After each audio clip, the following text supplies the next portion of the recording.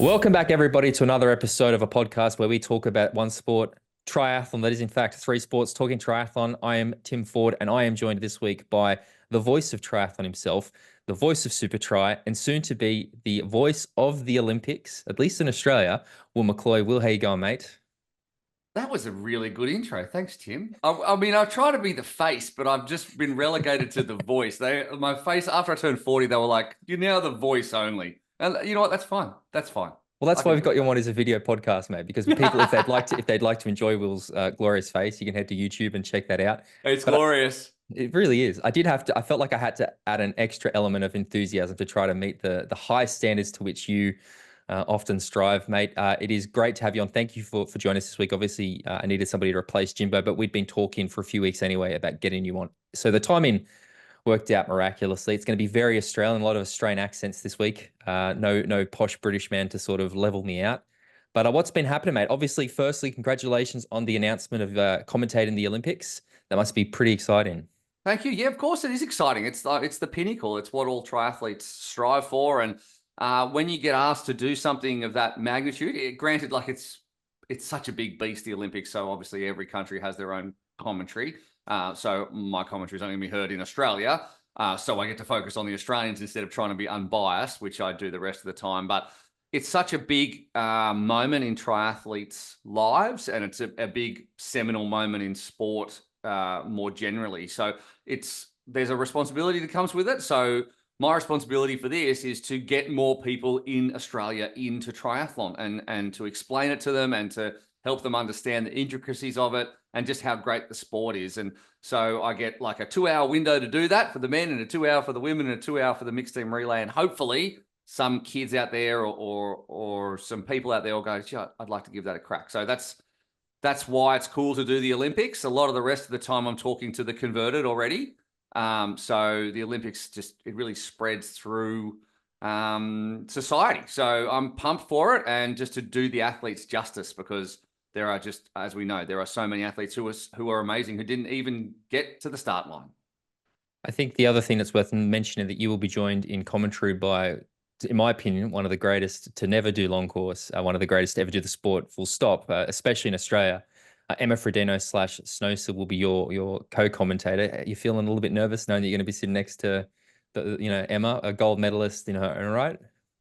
Well, you know what? I'm not going to be sitting next to her because she's going to be on course.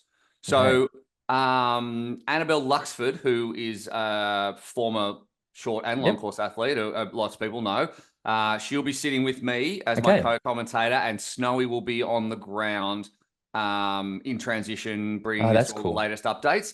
So I'm, again, as I am on this podcast, surrounded by elite triathletes, which is cool, man. I mean, my very first triathlon commentary gig was alongside Snowy and Macca. It was. Yeah, I remember that. You know, we come back, and then the next time I did it with Snowy was the 2018 Commonwealth Games that Henry Schumann won. So again, we turn up for the big ones.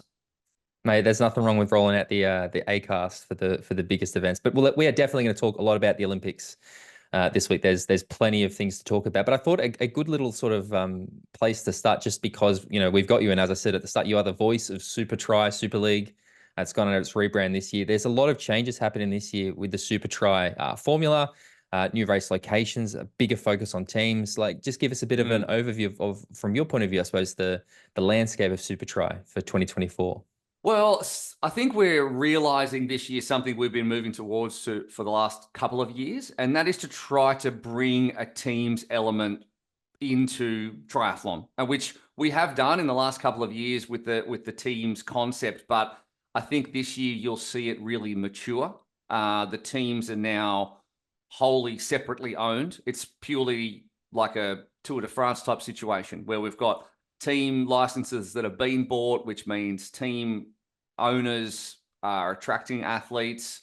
We'll get to the point in the coming years where we'll have like a salary cap essentially, and there'll be an open market for athletes, separate branding, separate merchandise, all that kind of thing. And with a real focus as well on bringing the prize money to the team's element rather than an individual. So there will still be individual prize money, but the big money will be around teams racing. And that means we'll just see a real deepening of team tactics. What I think has been really cool, and I was a bit skeptical at the beginning when we kind of decided to move towards the team thing, was whether athletes who are used to racing individually would even care, about who's on their team. But I think when you spend so long individually training, racing individually, and you get the chance to embrace something different, a bit like a Ryder Cup in golf or whatever, they have really bought in, the athletes. And that's kind of why Supertri has continued to move in that direction, because the athletes absolutely love it.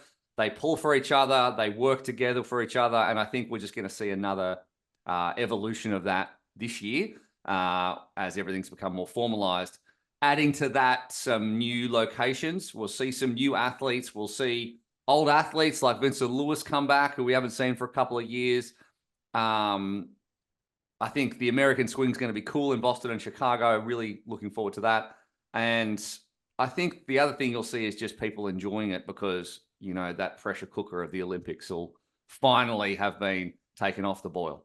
I mean, what you were talking about the teams, people probably know I had some interaction with Super League last year. I was helping out in London, literally like the day before they asked me to do that. But then I got the call up to help manage the Scorpions, the Byron Victoria Scorpions in Malibu. And for me as an outsider, same thing. Like I mean, I've really liked the team concept. I think it's a great thing for the sport. But experience it in London and seeing the athletes, there wasn't really that much. Like you sort of said, they were so used to being individuals that it was kind of like, yeah, okay, we're in a team. Okay. Compared to then Malibu, a few months, well, like a month later, after having had 2 rounds of it, like I'd seen the documentaries that you guys were doing with, team meetings and all this sort of stuff. And I guess my impression was it was maybe just a little bit for the cameras. And then I held that meeting with Chris in Malibu, and it was like full on serious. And then even around the race, like, when I had to sort of lead the team talk before the men's and the women's race, and then afterwards, like the way that they celebrated and worked together, and like there was a moment in Malibu in particular, and I know it probably came back to bite Hayden a little bit in the butt in Neon, but when I gave the short shoot to Henry in that Malibu race, and the conversation between those guys after the race and how happy they were for each other as a team, for what it meant for the team, like it gives me goosebumps now even talking about it, just to see, like, it's just not something we see in triathlon. And even those conversations, like I still remember, what was his name? The Ukrainian athlete, Vitaly Vorontsov. Yeah. So obviously he didn't have the best start. And I remember saying to him, screaming at him, like, mate, I need you to get out there and you need to kill yourself for that run bonus. And he did it. And like the joy on his face as he knew he was out, he was going to be eliminated, but he knew he'd done his job for the team, and like came over, give me the biggest hug. And then he was standing behind me when we were, I was in transit, and he was cheering for the guys on his team. Like it was phenomenal. It was such a great thing. And it's something that is completely unique to Supertri. Like we've seen Supertri do so many things differently, but this to me is like, this is the best thing they do. I mean, I've been quite vocal about how much I love the team element, and I'm really excited to see them sort of double down on it this year, because it does add such a great element. Like, full respect to Vitaly or any one of these athletes that routinely come 20th or 12th or 36th or what, like they get to win something and do something, and like they have responsibility for someone like a Hayden Wild or an Alex Yee or a Johnny Brownlee or whatever to like deliver for the team, right? Yeah. So they get to win a thing, like, and like Vitaly's obviously a great athlete, and we're just talking about him specifically, but there's plenty of athletes. And this year, what you're going to see is, because there's going to be less people on a team. So I think you're going to see, and we're just starting to see them now being announced, but you're going to see a couple of GC athletes, I guess, on a team. And then we're really going to start looking at athletes who can deliver on a swim, or who can deliver on the bike, or can deliver on the run. So just like in the tour where you've got like, your GC athletes, and then you've got sprinters and punchers and climbers, it's going to be more like that, I think, where people are really working towards that, because you're going to have this huge carrot of the prize money in the team purse. Yeah. People are going to be doing that more. So we wouldn't have brought that in if the athletes didn't want to be like that.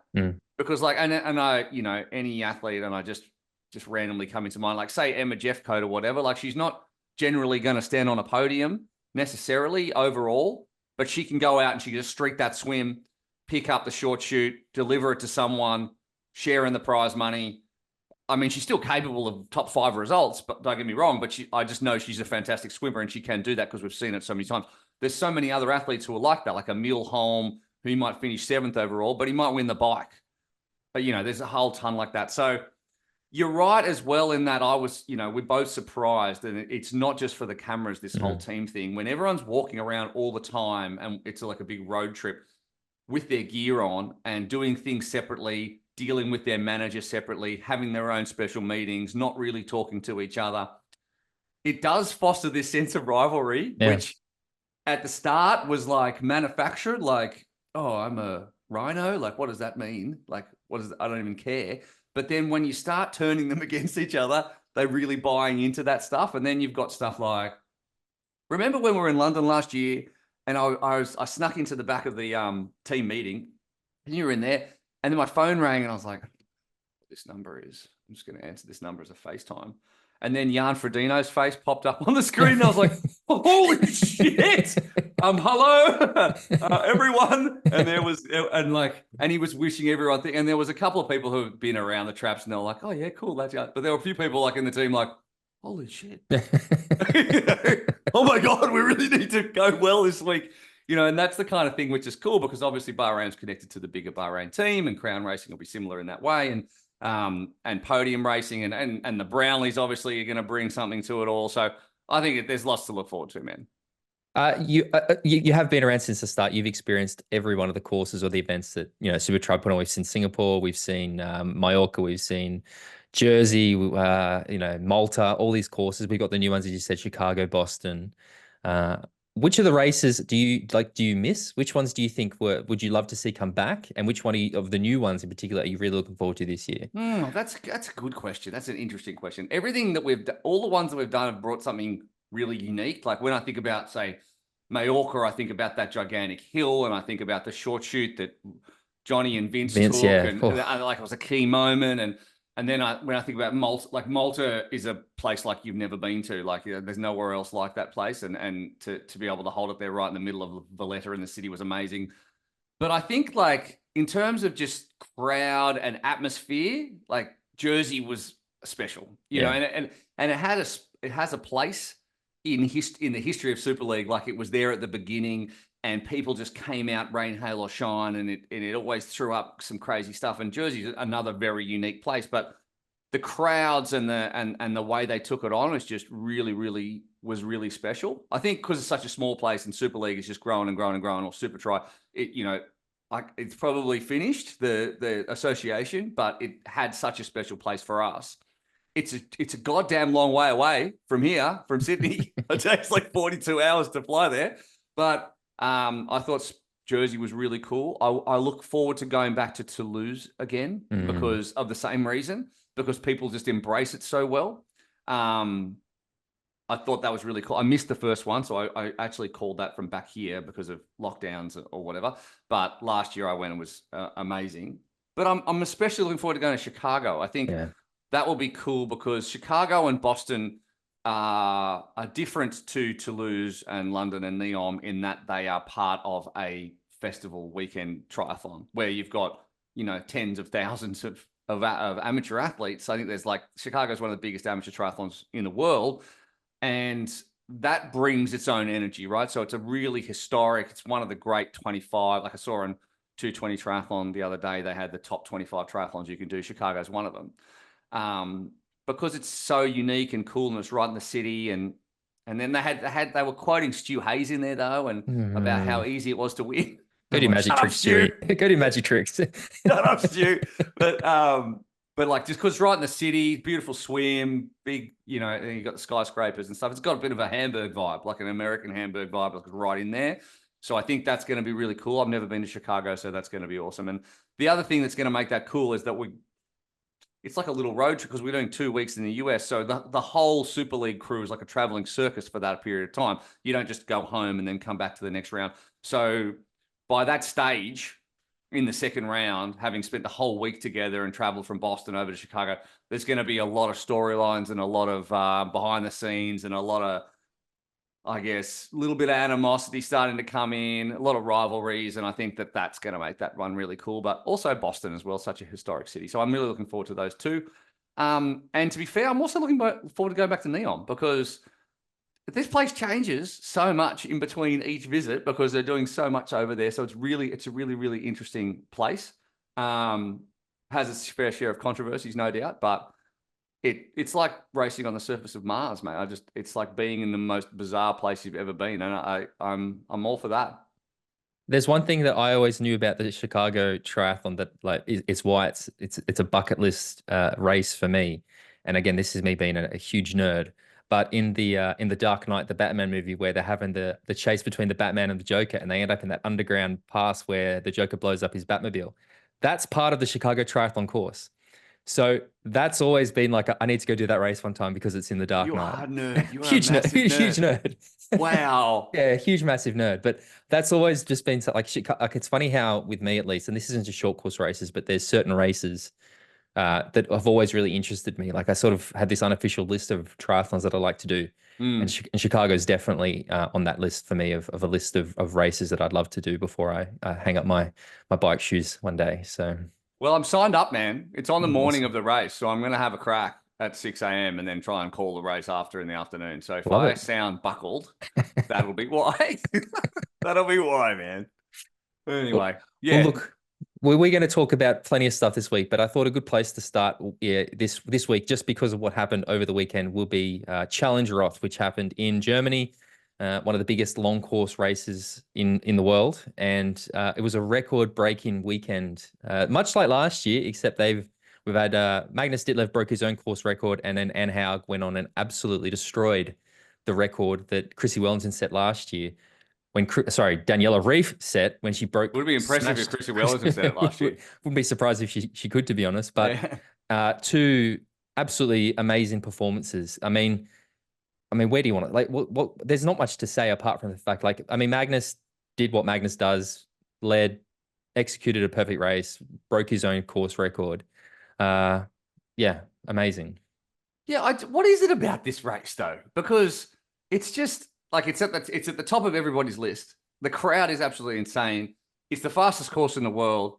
And then in the last 2 years, it's just delivered record-breaking performances. And not just record-breaking performances, but absolute record-smashing performances. Like, Magnus obviously broke his own record, but he broke it by a minute 40-ish. Yeah, but then like Annie Haug absolutely pumped Daniela's record, who was 10 minutes faster than Chrissy, which stood for, how long ago was that? Like 11 years, 12, 13 Yeah, a long years. time. Yeah, long time. And it just seems to be getting faster and faster. And even like when you look back, if you finish on the podium in Roth, you basically will likely break your national long course record. You know, like I think Else Visser finished third or whatever, but she did it in 8:24, which would have been in the top 5 fastest times of all time. And then she breaks the Dutch record, you know, and Tom Bishop did the same thing to Alistair Brownlee's record when he finished in 7:37. Yep, 7:37. Like, you only have to go back 5 years. If you say, I'm going to finish at 7:37, people are like, nah. That's not okay. possible. You really want to sort of demonstrate that I guess the time frame. 2016, Joe Skipper went to Roth to be the first Brit to break 8 hours. Like that's outrageous. It's outrageous. 7:37. It's outrageous. What is the technology that's doing that? Like, is that? It has to be tech. Like, you can't go that far in 8 years or whatever. This is something that I'd like to discuss, and it is maybe a controversial topic, but that's what we sort of do in this podcast. But I know that if, like, officially, the fastest Ironman distance, like not sub 7, sub 8, but it's Christian Blumenfeld's 7:21, Ironman Cozumel 2021. Yep. But there's an asterisk next to that because it's a tight assisted swim. So therefore it's sort of unofficially not, is it not? I count it as, to me, it's the record. But but the thing I want to talk about with Roth, right, and why I wonder why there isn't an asterisk next to Roth, because Roth have the different rules for shoes and stuff. So they also have conditions optimal for setting a record. But it's like a weird non-asterisk. I feel like if we're going to go down this path of asterisks in events based on, you know, outside elements, Roth should almost be considered a technically maybe not official either. I don't know. Like, what do you think about that? Well, they raced under the DTU rules, right? So that there's no rules there that say that they can't wear a pair of platform shoes or et cetera, et cetera. So you're right. It is race optimized. So I think what you've either got to do is go Christian counts, and you can just go wherever you need to go to set the fastest rate. If your goal is to set the fastest ever time, have at it. Yeah. Go with the rules or the conditions or the course that suits you to do that. And then we'll just say, good on you, you did it. And we'll know that Cozumel or Roth or whatever course you want is going to be the best chance if that's what you're going to try and do. Otherwise, there's like, where do you want to start? Like, where do you want to start putting the level that you go, well, Roth doesn't work because of the shoes and Cozumel doesn't work because of that, or this one isn't, how do we know exactly? It could be 178 kilometers on the bike. Like, this whole bunch of courses that aren't exactly right. Or you do what I wanted to do after we did sub 7, sub 8 and do it every year and invite anyone who wants to break the record. That's the only place that you can do it because it is ratified, measured, and it's the only place that the record stands, which it should be. Like, it has to be exactly perfect in every respect. So I think that there shouldn't be any asterisks. Like, I mean, Texas is another one. People go, oh, Texas. Or Barcelona. Yeah, like, so, I don't know about that. But, like, every course has something. Yeah, I'd love it to be free for all. I mean, look, I'd like to see, I completely agree. Get rid of the asterisks. Just good luck. Have at it. But I'd really like to see Roth next year. We will talk about the performances in a bit, but I'd really like to see Roth next year, like, fully commit to this record pursuit thing. And because the only criticism I have of this event is, as a spectator, apart from the fact that these are incredible performances, it's so fucking boring. Like, honestly, watching two people just absolutely dominate. Like, Magnus won by what, 15 minutes. Yes. And he won by over 10 minutes. Like, not even in the same stratosphere as the other guys. It's not, there's nothing entertaining about watching an individual time trial. I'd really like to see if Roth's like genuinely committed to that they want to have that record. Like, let's do it then. Done it already. But let's get like the 10 best men, the 10 best women, and make it like every person who goes under the current record, for every minute they're under the record, they all get $1,000 or something. So you actually have this group committed together to not just beat it, but fucking murder it. Like, if you had 4 other people, and I don't know if they could keep up with Magnus, but 4 other, Sam Laidlow, maybe a Christian, maybe a Gustav, Jan Frodeno comes out of retirement, and they're not riding solo, they're riding together, they're pushing each other, they're on the run together, they're having to battle each other. I think we could see that record come down significantly more, and it would make it a lot more entertaining, I think, than just a really well-measured, perfectly executed event race like we saw from Magnus and Anne on the weekend. The problem with Challenge Roth is that they have no need to make any money or get any more eyeballs. Like, they've already got as many spectators as it possibly can get. It sells out in like 2 minutes. Like, it doesn't matter whether, I agree, if we're going to watch it, like, for a telecast point of view, it's no fun watching Magnus win by that far. It's no fun, everyone wants to see a competition. So I would love for more athletes to turn up, because when you put Magnus, and like, full respect to Tom Bishop and Rudy von Berg, who finished on the rest of the podium, but there's Magnus, and then there's these guys, right? There are guys up at Magnus's level, and we see them in a T100 race or whatever, or in the Ironman World Champs. But it's about enticing these guys to come across and actually do it and make it part of what they do each year, because it takes, a lot out of them. But I'd love to see someone do. I mean, there's only a couple of guys that have done 3 in a row, and one of them's Macca, actually, and Lothalita did 3 in a row, but they both went on and did 4 in a row. So that's what Magnus is going to be aiming for next year. Who's confident that they can beat Magnus when he said in the pre-race press conference, like, I've been training for this race the whole year. So who goes out there and thinks they can win? Like a Sam Long?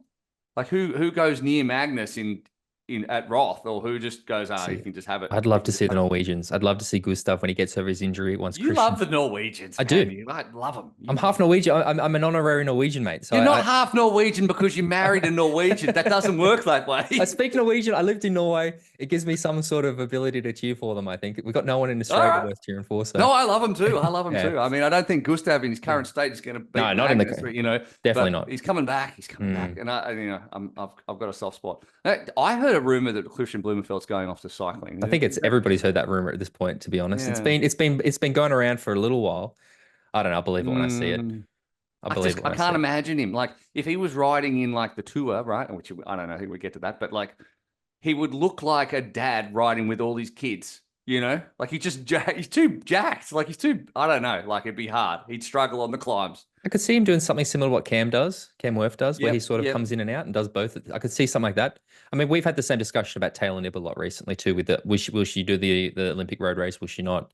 Well, we know that now. Yeah, we know that now. But yeah, I could also see somebody, I mean, same with Magnus, right? We know that his numbers are so crazy high.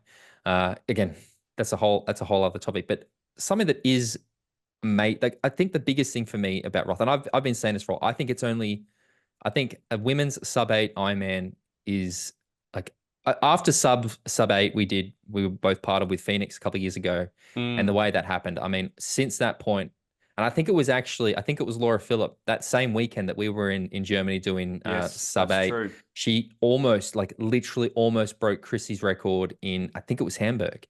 And from that moment, I've been saying it's a matter of not if, not when, or whatever it is. Like, it's happening that women are going to break 8 hours. And seeing Anne come that close, like that fucking close on the, like, it's next year that they're gonna go under 8 hours, I reckon. But well, what was 8:18:11? Yes, sorry. 2 years ago. Yep. And then now it's 8:02:38. Yep. So based on that, in another 4 years, it's going to be sub 7. Yeah, mate. At that current rate. The thing about her performance that blows me away the most is that run. That 2:38:52 marathon. I think there were only 2 men who ran faster than her in the entire race, off the back of a 4:27 bike. Anne Haug is the same age as Jan Frodeno. Jan Frodeno retired from triathlon. Anne Haug seems to be I can't see anybody beating her in Nice this year. Like, the way she is, to me, she's hands down the favorite going into Nice. And like, I can't comprehend. I don't think enough people are talking about the magnitude of this run. It is unbelievable. Like, for women to even go sub 250 is a big deal. She's gone sub 240. Like, there's not many men who do that. Like, most men are a good 240 marathoner. Like, it's unbelievable. It's incredible. Yeah, it is. It's such a good performance. What is she, 41? 2 this year, I think, maybe. 42. So we're the same age, and it takes me 45 seconds to get out of bed. Right.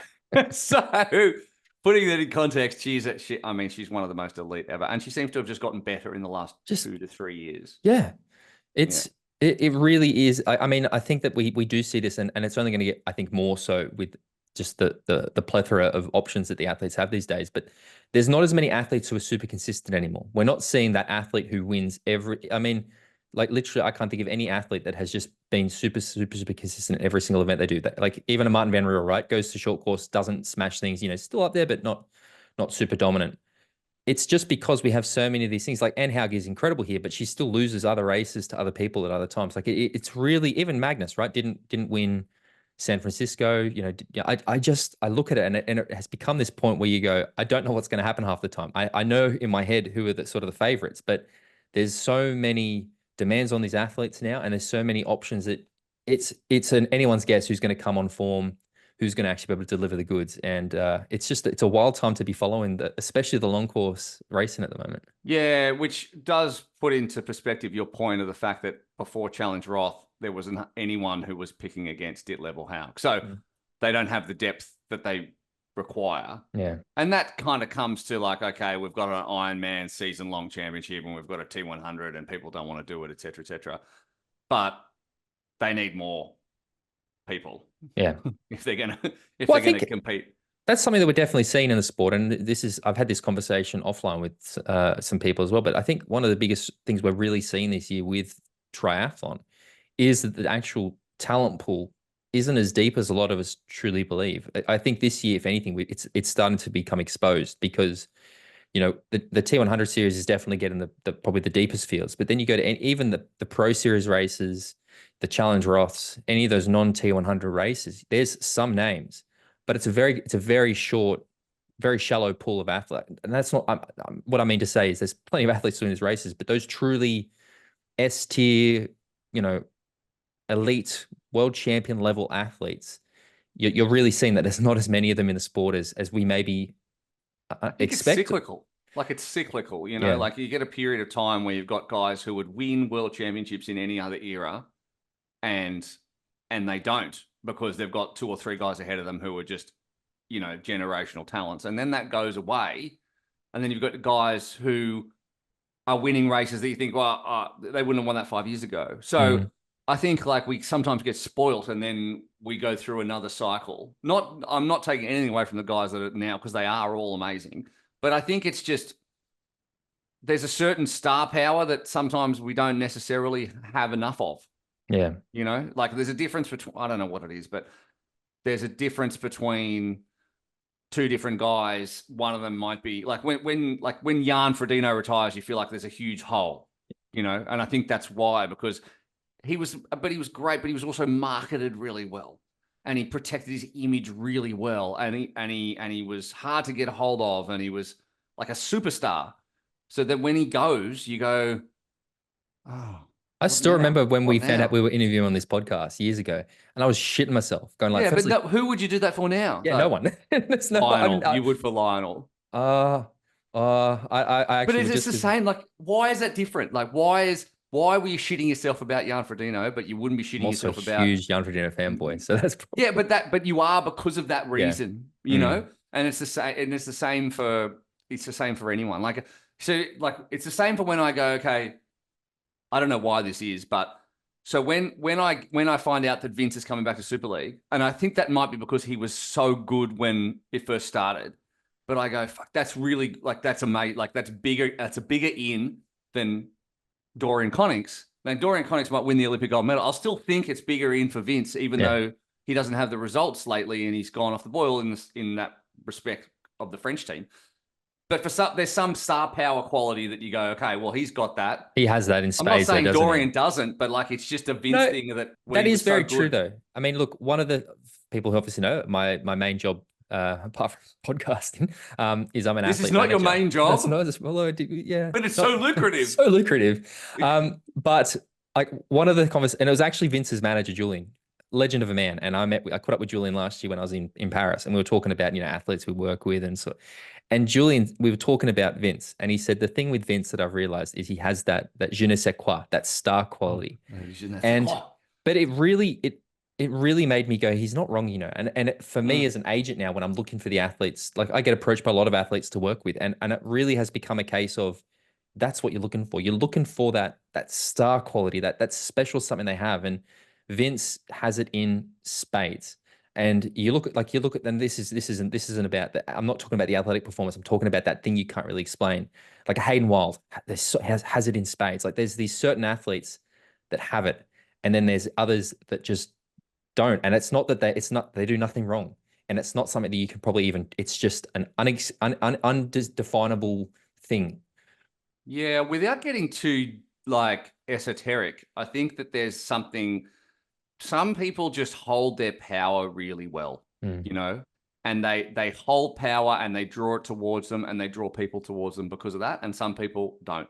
And you can probably cultivate that, but it's like an inner thing. And I think some people are born with that level of like charisma and power that draws people to them. So like, and I work a lot with Bahrain Victorious. And so I am making all the content and I know if I use this athlete, we're going to have this many views, this many likes, this much engagement, blah, blah, blah. And if I use this athlete, it's not going to happen. I can already tell you what the result is going to be for each thing. So people who are authentically themselves and are super calm in that and own their space draw more eyeballs automatically. And that's why I think that like, even though the standard might not have gone down, and we're talking about results being absolutely smashed, but in the next breath, we're talking about there's not enough superstars. So why is that? Because it should be the more the results go down, the more superstars there are because they're getting better. But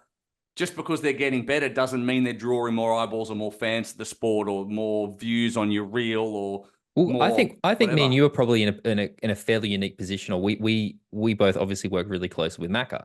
And to me, if you had to put a definition of that person in the dictionary, there'd be a photo of Chris McCormack there, because we have been at enough events with Chris in different situations for different reasons in different parts of the world. And it doesn't seem to matter what he does.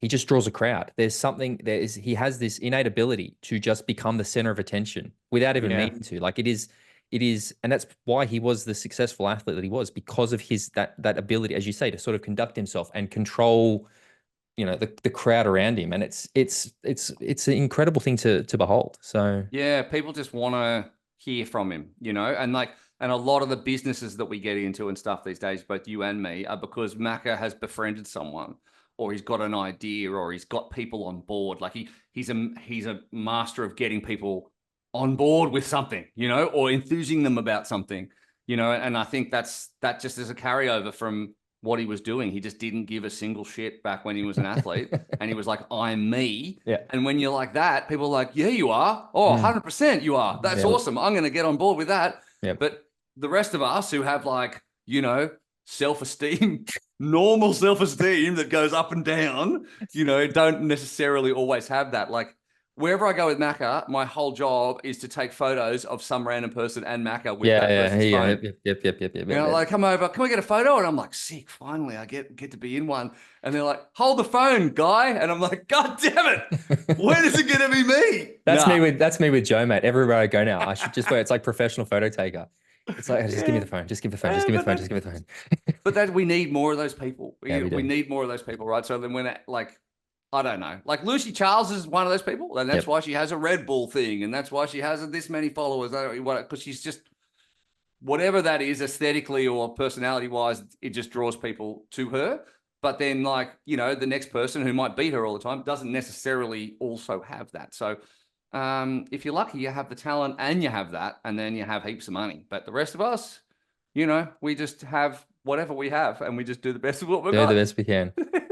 Well, look, we've still got plenty to cover, and I think we might get onto it, because the big thing I wanted to talk to you about this week is Paris. It is, what, 3 weeks away, less than 3 weeks away? About 3 weeks away from now, and it has been something that we have talked ad nauseum on this podcast about in particular, but obviously you are extremely in tune with what is happening in short course racing, and I'd love to get your thoughts on the Paris event, how you see these races unfolding. What do you think people should look out for? What do you expect to see from the men's and women's races in Paris this year?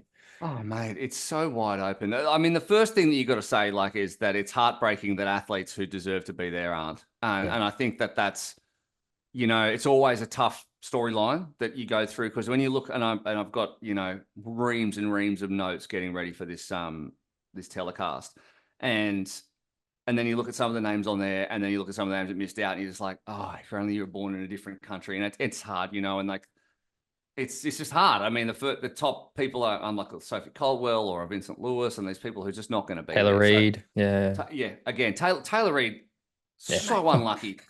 Honestly, he might be the most unlucky actually of everyone. I just think that he just deserved to be there. I mean, and I went back and I watched Tokyo again a couple of weeks ago, and he was a factor in the swim and the bike. I just don't know. And all respect to Dylan McCulloch, but I think Taylor Reid should have been selected. But, you know, these are the vagaries of that. And once you move past all that heartbreak and the people who missed out, you get to focus on this great celebration of having 110 of the world's best from 42 different nations take on, you know, what's going to be a really interesting race. And the thing that makes it the most interesting, I think, is the uncertainty that still surrounds it, even up to now, and the latest reports that they could wait until a day before or 2 days before they make a call on whether or not the swim will go ahead. And then obviously then there's the potential change of date. That's plan B, if there's rain or whatever around. And then plan C is to go to a duathlon, which is an entirely different sport. Completely different. And I understand why they didn't know that, right? It's like, they're like, it's a duathlon, it's the same thing. It has to be fun. That's my French accent. But like the open water swimming has a plan B where they go and do it in a different venue, right? But for triathlon, no. We're just going to do a different sport. Yeah, that's right. Yeah, different sport. We're going to just do a different sport, which has its own world championships and its own competitors, but that doesn't matter. We're just going to do it because it's kind of the same, similar. So we're going to do that. Like when there's this whole place called Nice sitting down on the coast, which I don't know if people have heard of who are into triathlon. They have a pretty big triathlon once a year as well. I know. I saw a really interesting article as well, because where they're having the open water, if it doesn't in fact happen in the Seine, is at this venue, which is 32.8 kilometers away. Rowing It's like place, a open water stadium. Yep. Which is 32.8 kilometers away from the city center, from transition, where the transition will be, which would be a good play. Like, why don't we just swim there and then point to point, do a lap, point to point, do a couple of laps of the Champs-Élysées, go into transition and run? Wasn't considered. Well, it's not my idea. Yeah. It was Try 24/7's idea, and I thought, that was sacre bleu, that's not bad. But no, it's not. That's not going to happen. But I do, as of this morning, have some like I sent some messages because I know some people who are involved in the organization of the event, and they're like, it's going to be fine. It's going to be good. If it was happening tomorrow, it'd be good. So I heard that the water quality recently had improved. I know that I saw somewhere I saw that they tested the water and it's actually improved a lot with the heat and stuff. So yeah, I mean, I think no matter what happens, and I've said this a lot, they're going to find a way to make, like, this swim is happening. Like well, I hope so. I just don't I don't see a scenario like literally somebody will trip with a bucket of water over the exact spot the person is testing the water quality to make sure. Like, I just don't see it not happening. The athlete's probably going to be shit themselves for a week after the race, but that's cool. The swim's going to, I do not see a universe in which this swim doesn't happen in Paris. I have been to a few triathlons where I've seen the water results and I've looked at the water and I think that maybe it's not the same water. So I don't think, I'm not suggesting that that's what's going to happen, but I have been to ones before where it come back as like alpine mountain water and you look at it and you're like, there's definitely a dead body in there. But I raced in Singapore, mate. We swam in the bay. Like, I remember going, are you sure? The water's green. Like, that's not what water looks like. But it doesn't, I mean, it's not necessarily reflective because, like, you know, in London for Supertri, when we test the water and it tests great and it looks brown and it's in the middle of Canary Wharf and people are like, how are you swimming in there? But it's actually very clean. It just looks brown. So water in Australia, we get all the oils from the eucalyptus and stuff. So the water all goes brown and stuff. Yeah. Every time it rains, right? Every time it rains. But it'll be interesting because it's an interesting little swim anyway. It's like a proper downstream, upstream swim. So, and the water right now in the Seine's very fast flowing. So much so that they've had to put off some other events and stuff because it's just tipping down through the Seine. So it's going to be a really interesting, probably very slow swim when you compare it to the other Olympic swims, which obviously plays into the hands of the stronger swimmers because the swimmers, therefore, compared with what will be a very fast bike and run, it's just more of the race, like in the most basic terms. So that'll be an interesting one. And you'll see athletes. And I mean, we've got some great swimmers in there. Bo Graham, Spivey, Duffy, Taylor Brown, you know, Sereni, I think will have a good swim. Like, I mean, there's a lot of good swimmers. That's just in the women's, obviously. But then Lopez is another one that we should probably pull out. Kingma who's been selected again. She'll be pretty strong probably. But then I think after that, it's going to end up coming down to Potter versus Bo Graham, who's going to run at home, which I think we've all been looking forward to. And I think we're going to see in Hamburg as well, because they're both on the start list in Hamburg. So that'll be another one. And I think that in the past little 18 months, probably Cassandra has repeatedly lost to Beth. But that streak has been broken. So, you know, I mean, to be fair, if I had to, I'd love to, I think Beth Potter will win. Interesting. Because if I had to pick one, I disagree. But I'd love to. Well, good. Yeah, good. I mean, but the thing is, like, we're talking about a team. We're talking about a group of athletes who've got like Flora Duffy, who's the reigning champion, and we've got Taylor Knibb, who can win anything at any point, and we've got Cassandra, and we've got Georgia. Yeah, there's so many. You know, there's so many. Like, so you know, you can't even really. I mean, you see, it's funny. What about Leone Perio? What about Emma Lombardi? What about to me at least? I think that I've almost assumed, and again, it's just gut feeling, but like, to me, the gold medals in both the men's and women's are a lock. Like, I am so confident in who I think is going to win, but the rest is where I'm like, and look, that's to say there's still a lot of athletes, as you say, who could do it. But to me, the obvious gold medals in both the men's and women's is Alexei and Cassandra Regran. Like, to me, they're locks. I know.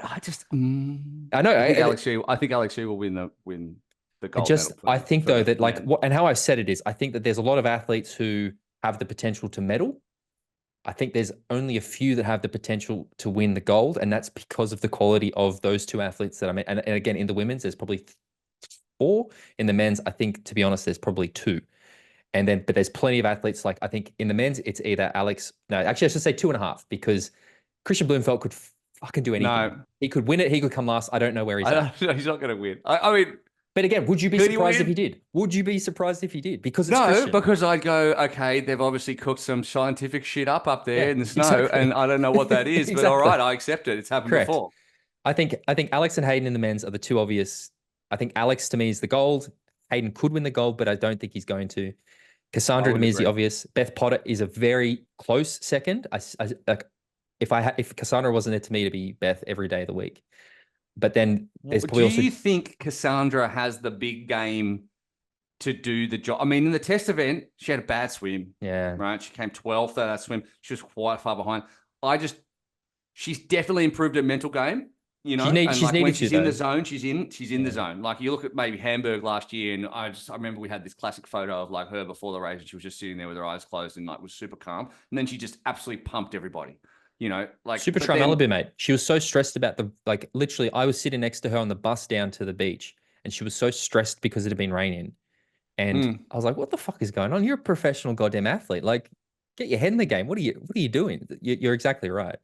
yeah, but does she in an Olympic Games? I mean, the French, there's so much pressure on the French. Like That's they why I could, expect it. That's why I expect it's gonna elevate her to that next, I think. I well, it think. just really depends on how she approaches it because she's Mm. definitely got all the weapons. Like she's got all the armory. Like she can do it all, 100%. Like there's no question she could lead the swim. She's got enough on the bike, and she can run away from just about everybody. Although Beth does have her measure in the runs of recent times, but she can win the whole thing. It's just, is her brain going to Yeah, come it's a together really on the good point. day? It's a really good point. I mean, if you look at the French history of Olympic efforts in triathlon, it's absolutely murd. Like it's shit. Yeah, it's Like they've terrible. had one bronze medal in Tokyo in the mixed team relay, and every single time they're expected to do better, and they never do. Mm. And now they've come in with 6 athletes who can all win a medal, right? They could feasibly sweep the medals, right? They could. Like Leonie, we've seen her run away from everybody like she did in Yokohama was Yokohama. unbelievable. Unbelievable Yeah, performance. Yeah. unbelievable. A great field, smashed everybody. Emma Lombardi, we know, can definitely pick up. I mean, I don't look at her as maybe not the gold medal, but She's she could young. definitely pick up the other 2. She's still A very couple of young, years but she will. Yeah. she'll take a medal. And Cassandra. And then you've got Dorian, Leo, and Pierre, all definite medal contenders. Like Yep. they could just win everything. But I do agree that Alex and Hayden sit above everyone else. And I don't think anyone who's listening to this is going to disagree with that. But in Olympic Games, anything Anything can happen. Like we could see a Matt Hauser on a podium. We could see a Songor Lehman on the podium. We see a Vasco Villasar on the podium. Like Martin Van Riel could podium. Like it's an Olympics. So who deals with the occasion, I think, is the most. And also, a lot of these guys are second Olympians, but they did it in front of no one in Tokyo. So I think that's different. I mean, I've never been in an Olympics, so I don't know. But I feel like the pressure cooker of it wasn't the same, and at least from their feedback. And this is Paris. This is downtown Champs-Élysées, Paris. Like it's But like, look what Alex did at the test event. The test event is basically the same. Like, I mean, they put a lot of pressure on the test event, and he just was so good. Like, I just think that he's just going to run a 29-minute 10K, and I reckon sub 29. it's doable. Yeah, I mean, has I anyone reckon. ever run a sub 29-minute 10K in an Olympic distance triathlon? I'm not sure that they ever have. Yeah, I don't know off the top of my I head, think but that I might think be new ground if that does happen. And Hayden, I mean, he's got that crash. Remember in the test event? Yep. Fellow crashed over a gutter in the dark, Yep. and so he's got that thing. He's got that in his head. But what did he run, like a 13:21? Yeah, something 5K or ridiculous something? recently. So you can't discount Hayden Wild, and I think that he's got the mental game that he didn't. He's been competing at such a high level from such a young age. I feel like he's not going to be overawed by the occasion. So I don't think it. Yeah, I mean, I know Hayden really, really well. I know you do as well. He's an athlete that I like. He seems bulletproof to me. Like nothing seems to phase him. He's such a cool character. Like again, being around the elite athletes that I have been as long as I have now, you see their quirks and their oddities and the little things. And whereas Hayden just seems the same. He's consistent, and it's whether it's an hour before a race, 3 days before a race, 2 days after a race, he's the same. Yeah, like my one concern, this isn't necessarily about the performance, so this is probably more in the lead up, because one of the other factors obviously with the Olympics is people are going to get injured and sick before the race because people are going to be pushing the envelope. I personally believe that because, and this probably goes a little bit against what I've just said about Hayden, but Hayden knows that he has to push that little bit harder because he knows, he might not want to admit it, but he knows Alex has his number. And I think that if there's any sort of real risk for Hayden, it's that he does push things just a little too far in the preparation, because he's an athlete, doesn't get injured. We don't see Hayden Wild injured. But I wonder if there is ever a time that I could see it happening, it could be in this, because of that internal monologue that might start happening where you're going, shit, well, I just need to push that little bit more. I mean, we see Christian coming out saying he's taking risks in training now because he knows he has to. I just wonder if Hayden might do, again, I don't know, but I could see it as I hope it doesn't happen, but potentially he just pushes things a little bit too far and either picks up a little niggle or something goes wrong as a result of that. I hope not. I'm not wishing it. I love you, Hayden, but I could see that as a potential scenario for Hayden. He's Yi is in his head in the same way that Potter looms large for Cassandra. Yep. Like, I just think that it's just been a 1%ers like over the course of time that's built up, and even just when it came down to, was it Cagliari where it was like they were 1-2 and then he's just pulled away just at the last minute. He's just got that kick, like Alex does. Well, that's all I see Alex doing, right? Sit on his shoulder because he knows he can, and then it has an air of inevitability about it. And it's like, look, I mean, you can go all the way back to like the Commonwealth Games that happened. Yeah. It's the same thing. And he fought his way back and then, it's just always that one step. So, but that one step is so important because both of those guys want to go up. Alex has a silver. Hayden has a bronze. They both want to go up at one level, whether or not that's what happens. It's very possible that we see the same podium that we saw in Tokyo, and that could definitely happen. They could be in different spots. I think when we go to Hamburg, which is next weekend, we're going to see more. This weekend. Yeah. God, it is. Hang on. Christ, it's this weekend. Time is going so fast. And we've got athletes there and we've got plenty of top athletes. I mean, if we're just going to transition across to talking about Hamburg, like Cassandra will be there. Vince, he's not going to be Vince. there. I picked him for the win. I picked Vince for the win. Well, good on you. Why not? I think he's going to be racing angry. He's got a point to prove, and he's very good at the sprint distance. That's why I want to see how Matt Hauser does. I want to see how Luke Williams does. For second. Both the Aussies there, which is going to be cool. Yella Gaines is there. Vasco's there as well. Tyler, Max, Jamie. Some good names. Lombardi. It's funny. Let's just transition it to Hamburg. I struggled so badly with my picks for the men's race. The women's race, I found really easy.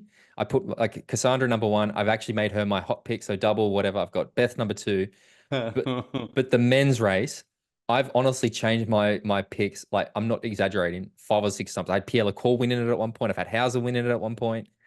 I've eventually settled on Vince. I think that's. What about Morgan Pearson?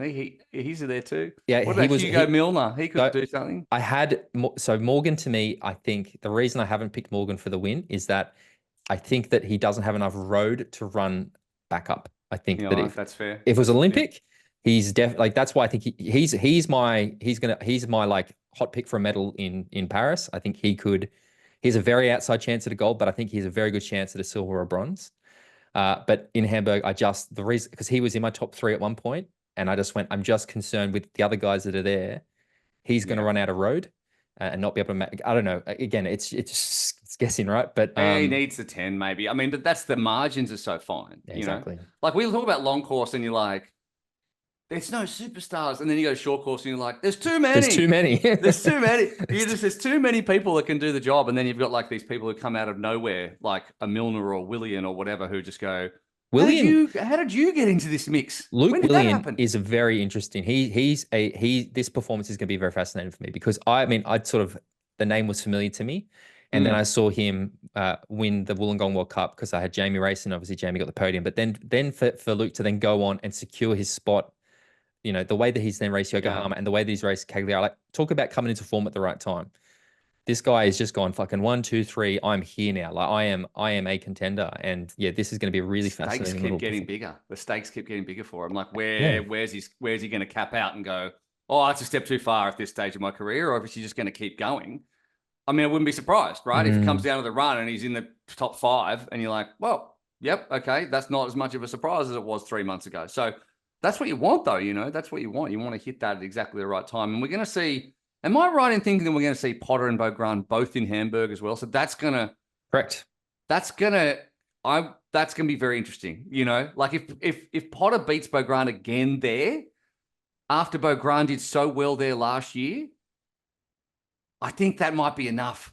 You see, it's funny to get over it. It's funny. I think the only reason, I think the big thing for me, and again, it's just one of these internal biases I have, is the fact that it's a sprint distance race is what's really sort of thrown a curveball in because I am sort of very much in Olympic distance mode.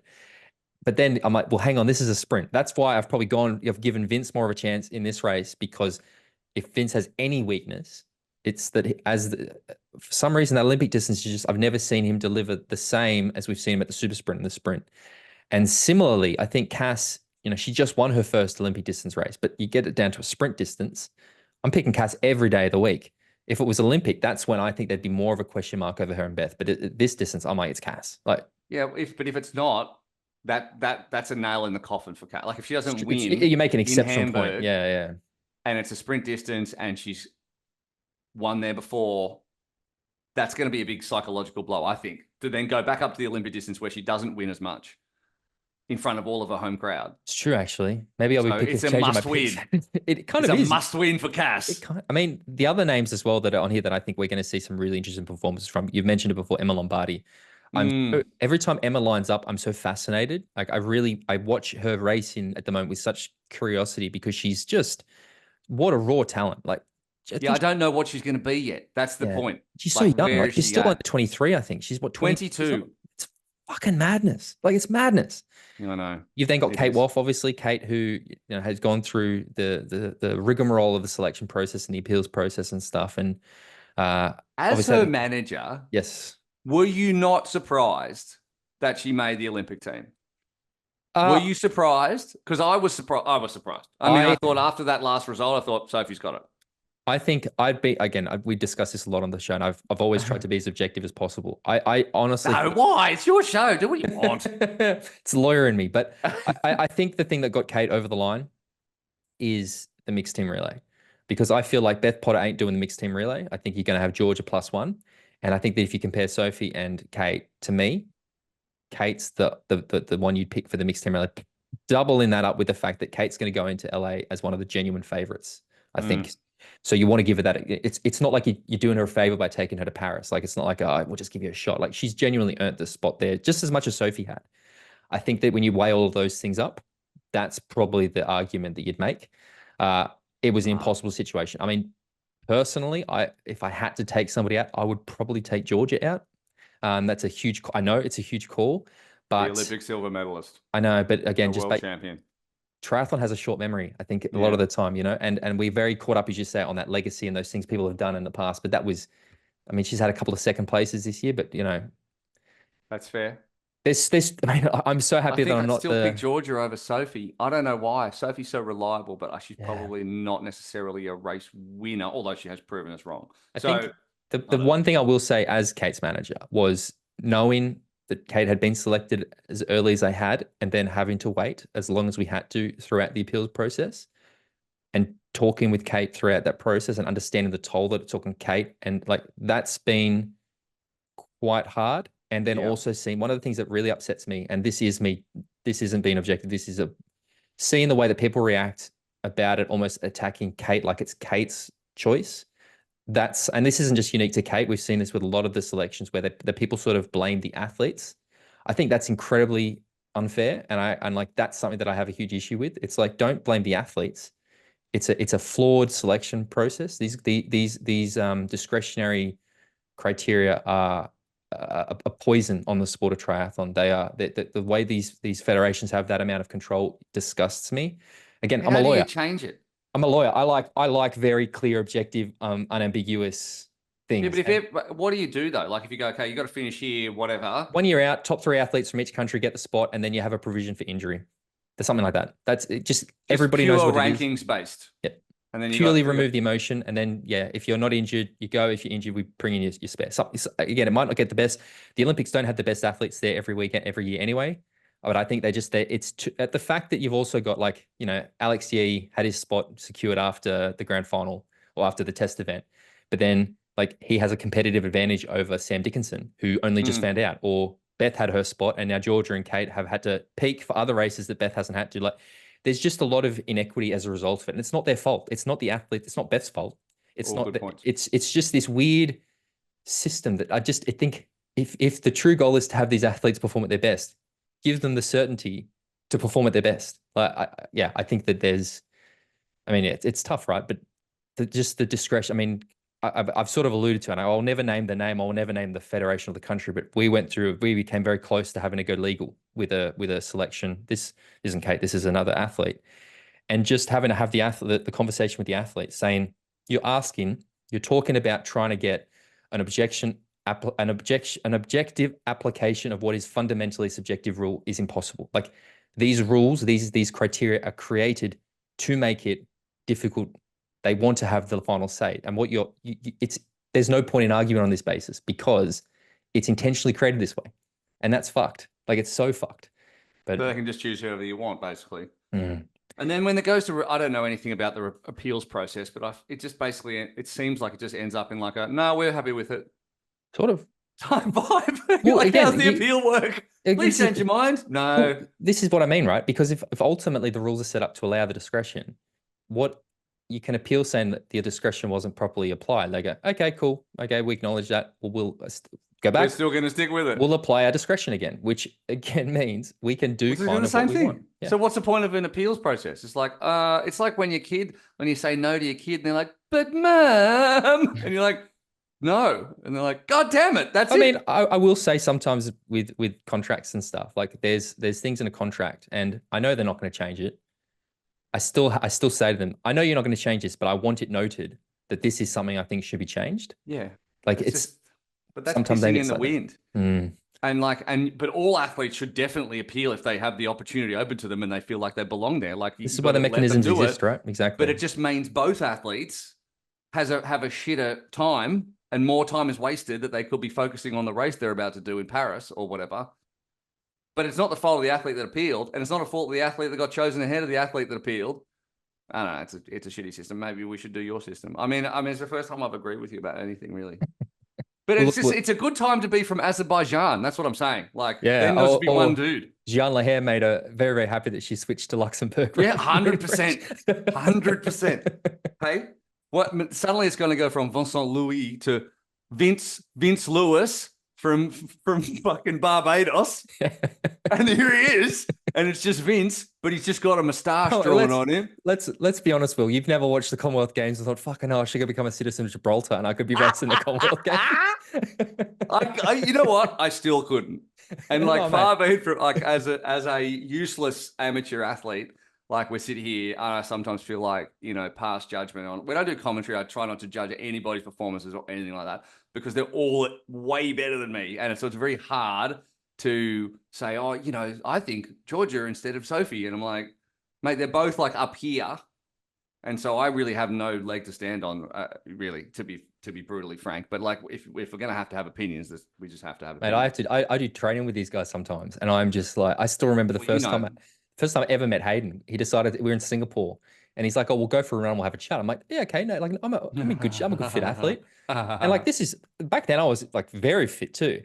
And we're running along and I'm absolutely dying. And he's just chatting with me. And I'm like trying to have a conversation with him. Why not cough up a lung? It was fuck this. That happens to me when I go, like every single time on Super League, Tim Don goes, let's go for a run, right? And we'll have a chat, right? And it's me and Annie Emerson and Tim and even Dolst, right? And I'm like, and then I'm the first one to stop talking. Like I am just talking like up to 2 kilometers. And everyone's like, it was it's just Tim talking, and everyone's like, it was a badge of honor for me in Cairns a couple of days before the race because I did go for a run with Joe and his mate John, who's also a pro, and I was able to have a conversation with them the whole time. So I was like, okay, I'm in decent shape this time. Thank just God. You going, Yep, I agree. That's not a conversation, man. Okay, yep, That's it. Now, what do you think Taylor Knibb's going to do? Before we move on, like I just feel like she's pulled out of the road race, which we all knew was going to happen, right? But she's still going to do the TT, the road race, and Dan Lorang said it himself. Like there's just too many factors. Different, yeah. If it's just about pure power, then she's got a shot, right, at the TT, so she should do it. But first of all, can I just point out, it's fucking amazing that she is the #1 in US cycling, right? So she's automatic pick for the road race and the TT, and also a medal contender for triathlon. I don't think we talk enough about it. We spent a lot of time talking about Christian Blumenfeld and how amazing he can go. Oh, don't worry. I did a whole rant about this the other day. I didn't watch it. Yeah, no. That it blows my mind. I said the exact same thing. I think that if we've spoken a lot about what Christian has done, but I think that Taylor Knibb is the next better version of that because she doesn't, what she has achieved, like, I mean, we are witnessing something that is going to be talked about for generations. I agree. We are in the middle of a once in a generation athlete who is going to redefine. Like she's going to be, she's probably going to be the greatest of all time. To be honest, like, I think she's going to leave such a legacy across everything that she's done. I don't think she's going to win a gold medal in triathlon, but I think she's got a medal, so that's done. She's going to go and win. Yep. She's going to win 10 Konas. She's going to win 15 70.3 worlds. She's going to win T100. Like I can just see her just winning everything. So it's a question now of like not gwenning the whole thing, you know, and not trying to do everything and then being less than you could be at one thing. Like you got to manage that shit, you know, like I think if Gwen Jorgensen went back and thought and knew what was going to happen, she would stay where she was. I just wish she went You know? long. I think you look at the athlete that she was after Rio, and if she had have really then gone, okay, it's time for me to make that switch with that run, she had, you know, she could have made that bike a much less of a weakness. The swim isn't as important in long distance race, and she like again, you talk about Emma Snows. Emma Snows is another one I wish we saw go long. Gwen still has it. I've said it so many times. I just want Gwen to try the long distance stuff. Just commit to it for a few. Don't give up completely on the sport. Give long course a bit of a crack, because she could be so good at it with that absolute beast of a run she has. And a run is so important in long distance triathlon. Just to want it though, you I know, know. like just because someone's going to be awesome at it doesn't mean that like Fuck Ironman. It's too long. It looks like shit. Like you sent me a message like 3 weeks ago. Do you want to do Western Sydney 70.3? And I thought to myself, no. Like I can't run that fast. I can't do it because my surgeon's like, mate, you can't do that. But like it's the 90-kilometer bike, which I'm like, fuck no. Like the swim is fine. Like it's not even that much longer than a normal Olympic distance swim. But I don't want to sit on a bike for that long, man. And I don't want to run a half marathon afterwards. Like, and then double it again and think about the Ironman guys. No, like fuck that. No. Like I like drafting race. That's fun. Like we can run around, draft together, and it's all fun. And then afterwards, we don't want to die. You know, have a beer. Yeah. That's why I'm not an elite athlete. What's one of the reasons? But yeah, I just think you're totally correct, Taylor Knibb. We're witnessing greatness. We get when we go through this again, and then it'll just be another cycle, and then this person will look back on and go, "There's another Daniela, or there's another Jan Frodeno, or whatever." So, yes, absolutely outrageous. We are doing really well for time. I think it's actually going to be time for us to almost wrap this up because. Okay. I just want to finish. We were going to talk about the Victoria Ironman race. We're going to talk about Swansea, Sam Laidlow, Cat Matthews race. I think they're going to win. Joe's race in Swansea 70.3 might win his first 70.3. But before we wrap up, let's just talk about like Hamburg. I want to hear your picks. What is your podium picks for Hamburg this weekend? All right. The pressure's on. Oh, okay. It's funny, right? Because you look at that and I go, okay, Emma Lombardi leads the WTCS, but I'm like, no, she's probably not going to win because I just don't feel like she's going to win. I don't think with the quality of other athletes.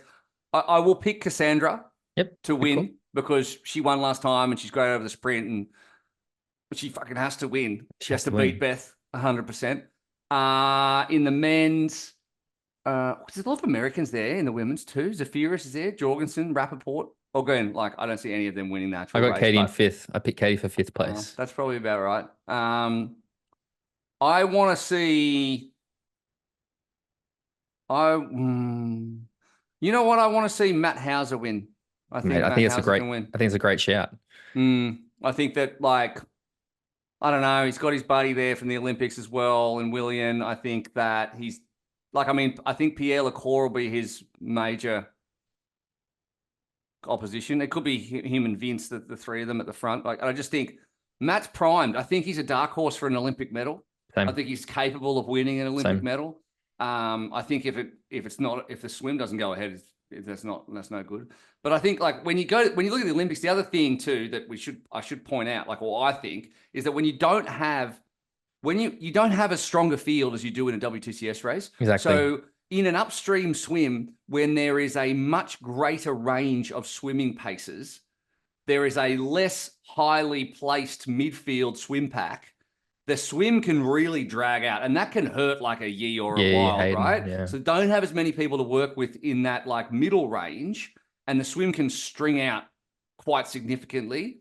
So I think that plays into the hands of like a Matty Hauser, you know, who can have a really strong swim. So, and all the Frenchmen as well. But like it hurts Alex G and Hayden Wild, who we still think can bike their way to the front and run their way through the pack. Yeah, Hayden definitely. And Alex will sit on his wheel or Sam Dickinson will do what he did for Alex last time and just help him out.